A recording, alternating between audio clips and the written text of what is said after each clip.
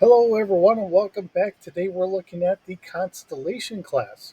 So, the Constellation class, as you may or may not remember, is what we first got to see when they had the USS Stargazer in the original series or in the Next Generation series.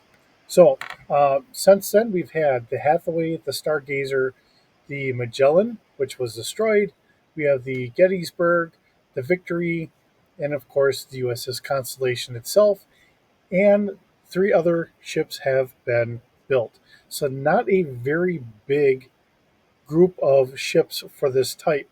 Although it did bring us our first, I believe, canon look at a four warp nacelle ship.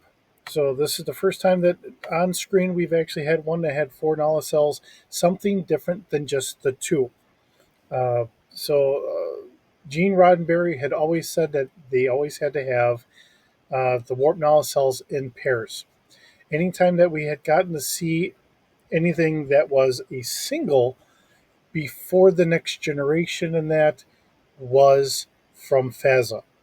FASA was the one that had first started giving the ideas of a single nacelle, like a frigate or something like that. Before or outside of that, we never got to see anything. Gene Roddenberry himself always wanted to have the ships with a pair or a set of two, however you wanted to do it, warp nacelles. So this is where we start getting deviations from what was the tried and true, two warp nacelles. We finally got four. So we'll kind of go through some pictures that we have here. And it is amazing because this really is not a very large ship. This is some 265 meters long. And when we first get to see it, it does look like it's a fairly good sized ship because the Galaxy class is actually 600 meters or over 600 meters. So this looks like it is not that much smaller in a lot of regards, but it really is. It's not that big of a ship in that regard. So just kind of keeping it in perspective here.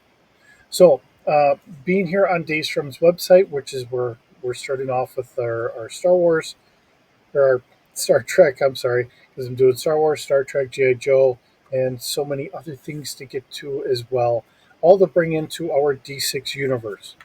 Um, we have a length of 231 meters, a beam of 135 meters, a height of 65 meters, and it is roughly 15 decks tall. We have a mass of 325,000 metric tons and has a crew of 520. Now, this would be the older style ship, so it's going to have a lot more kind of cramped quarters and stuff like that. Um, not as much, nice big open areas, especially when we really look at this and see how many shuttle bays it's really got. It's got a lot of shuttle bays going around it. So um, there is a lot of versatility that can be done with a ship like this. And I think it was a test bed to see how versatile it could be in that regard. Um, so we have listed here 16 Type 8 phaser banks and four second class photon torpedo tubes with about 200 rounds. Let's see, we have a standard shield system with a single duranium hull and a standard level structural integrity field. Our normal warp speed is, or cruise speed is going to be 6. Our max is going to be 8. And then max rated is 8.6 for 12 hours. Now, in comparison to the Galaxy class, which is the 1000, we have a beam firepower of about 150, torpedo firepower of 250, our weapon range and accuracy is 160, and shield strength is 155. Our hull armor itself is down to a 10. Speed is at 680, so a little bit lower. And overall combat maneuverability is 7,080, um, giving it a strength index that they go off of here on Daystrom of 224.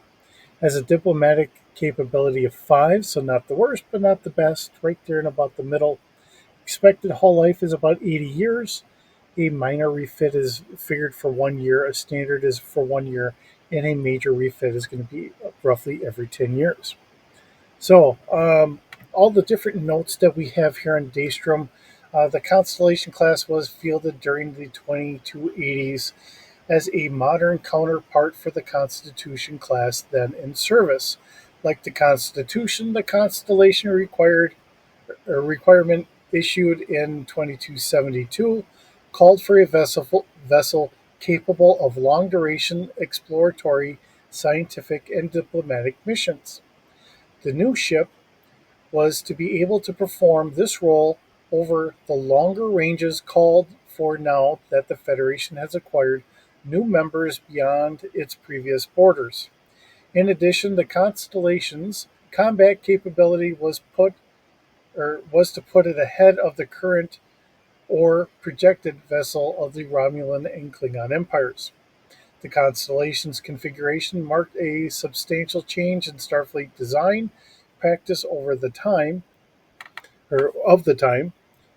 During this era, Starfleet had experienced significant problems generating and controlling the large-scale structural integrity fields required for heavy cruiser class ships. The solution adopted was to build smaller vessels within one single hull unit, while larger vessels required two hull units fitted with independent uh, structural integrity fields. The Constitution class is a classic example of this philosophy. While the Constellation, it was thought that the ISF technology had advanced to the point where a heavy cruiser class could be fielded within a single hull. This would allow much duplication to be avoided, freeing up space for extra equipment and improving the efficiency of the design. In addition to the unusual hulls, the constellations employed 4 warp nacelles instead of the usual tool. Only the second Federation starship ever to try this variation after the Defender class designed a few years previously. It was thought that this would give the Constellation class a significant increase in speed and maneuverability uh, across the warp flight envelope and improve the fuel efficiency at medium cruise speeds by some 15%. In retrospect, it can be seen that the Constellation designers attempted to accomplish too much in one step, a problem not helped by the unusual rush design process, which virtually guaranteed the faults would be experienced in service. Several problems were countered with the development of new warp core, and several vessels experienced a variety of failures with the system, the most notable being the USS Algeron, which had to eject its warp core on 3 separate occasions because of emergencies. After a great deal of time and effort working on this problem, it was decided that the warp cores of the Constellation class were simply not up to the job of producing the power required. Starfleet then denied the resources required to produce a new design and refit the fleet. So instead of its instead of a stopgap option was chosen, the power output of these ships were restricted to limiter software in the engineering systems. Unfortunately, while it solved the near constant emergencies, this measure also robbed the Constellation class of some of their most important advances. They are now seriously underpowered for their size, a factor which adversely affected almost every aspect of their operation. Despite this, Starfleet was committed to the production of these ships on a large scale. This went ahead of schedule, and the Constellation class became the mainstay of the fleet. Over the years, many attempts were made to rectify the problems of the Constellation class, and eventually some success was achieved. Between 2300 and 2310, six units received a new upgraded warp core, which brought them close to their original design power output. Other units of the fleet received new control software, which allowed their power to be safely boosted by some 15% on average. However, by the time the class was some 20, or by this time the class was some 20 years old and had fallen well behind the leading edge of technology. It was decided that an extensive refit of the constellations would not be an efficient use of resources, and so these ships were forced to soldier on with their problems. With this advent of newer designs in the 2330s, some of these vessels were retired altogether, while others were assigned border patrol duties. The constellations have had a generally undistinguished career, with one notable exception being the USS Stargazer, the first vessel commanded by Captain Jean-Luc Picard. The Stargazer was the first vessel in Starfleet to perform the Picard maneuver, which it used to destroy an attacking craft now known to be a Ferengi Marauder. The Stargazer was heavily damaged in the engagement and was abandoned and believed to be destroyed. In 2364, the ship was recovered and now resides in the Fleet Museum. A few Constellation class vessels remain in service, as is often the case with post their prime designs. The ships are now used for general support duties. Okay, uh, it's interesting because the Picard maneuver really is a take on the same thing that Chekhov had done, except this is actually warping a little bit, stopping, and then firing back, where the same maneuver had been done by Commander Chekhov, except he just warped out of the area.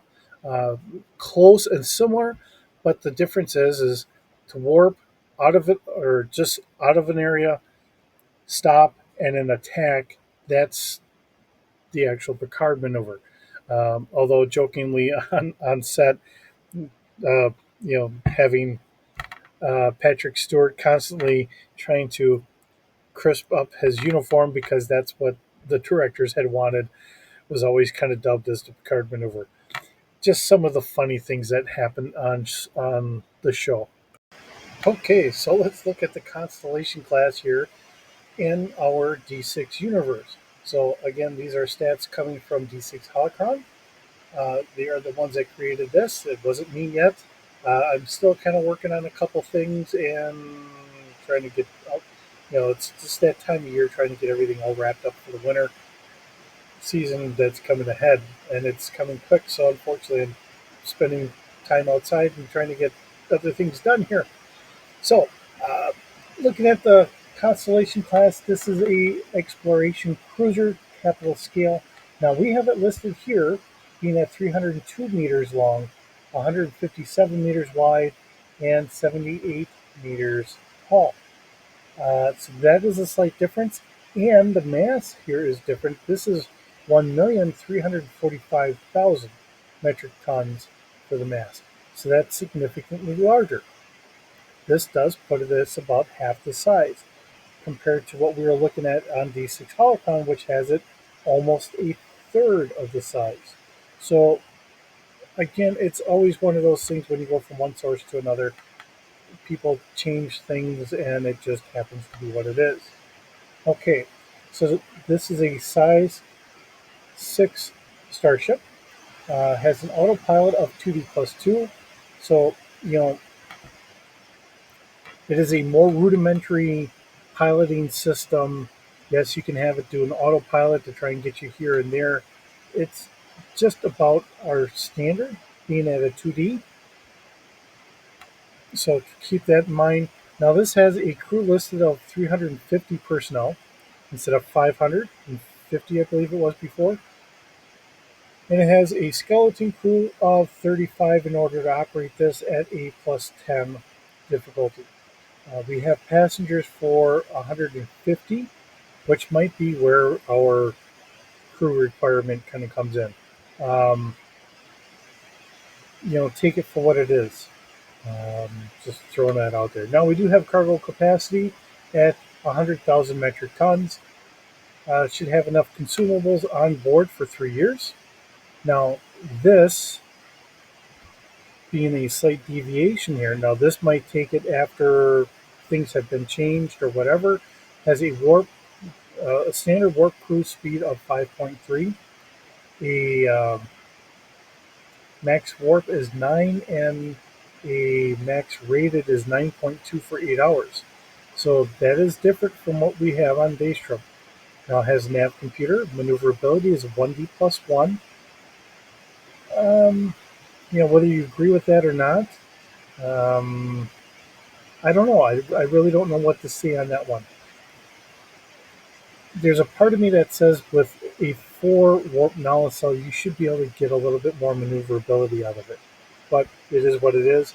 This is more in line with the movie era, so it also has to be kept somewhat in line with that. We have a space of 9, so this is a fairly fast vehicle, especially in the D6 universe. I know because of going back and forth with some of the other stuff.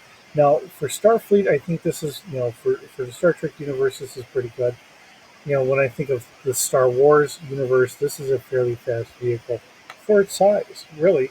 And I think to mash things together, that would be another bit to sit here and say they have faster ships, but some of their other stuff is not quite the same as what we would have out of Star Wars.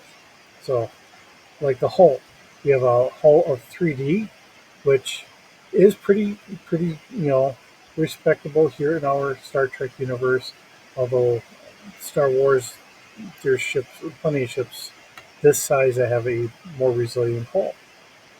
Okay, shields is a 1D plus 2, so just a little bit below our what our standard of 2D is going to be. Our sensor packet doing a passive scan out to 4 kilometers at a bonus of 1D plus 1. Our active scan being at 12 kilometers at a bonus of 1D plus 2. And a active search being at 15 kilometers at a bonus of 2D plus 2. And our focus is at 500 meters at a bonus of 3D. All right. Now moving on to our weapons, and it breaks it down a little bit more. We do have 2 Type 8 phaser arrays. Now this is having arrays, not banks. So I don't know what I really want to say on that now, because this is our older style. So I'm looking at this in the picture, and I see these being very much what we would have seen on the old Enterprise. So we would actually have um, phasers, not phaser arrays, which would go around. So I think that might be a mislabeling here. So just kind of bear with me on this. But it says a 360 dorsal, 360 ventral. So it's a possibility that this is a kind of leap forward here. This is a new leap forward as things are going on. Okay. I don't remember this having an array, so that's where I'm kind of scratching my head on this. So please bear with me on this. All right, so we do have 1 dorsal, one ventral. Has a fire control of 1D plus 1. Has a fire rate of 2, so keep in mind that's being able to shoot twice per round at a damage of 3D. That does make some sense to me because they did say that because of its downfalls, it is underpowered. Now, we also have 2 Type 8 phaser arrays.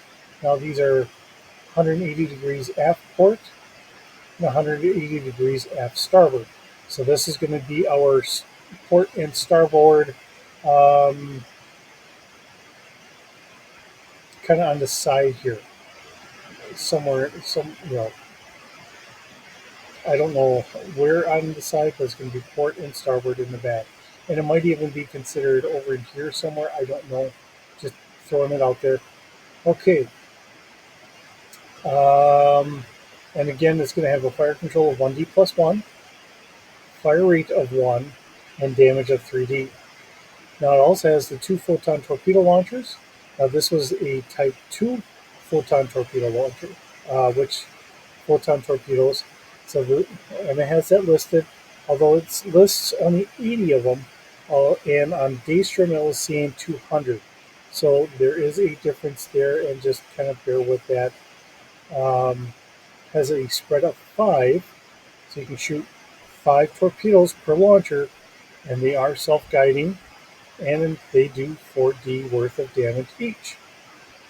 Then we have a class Gamma tractor beam in the aft for trying to um,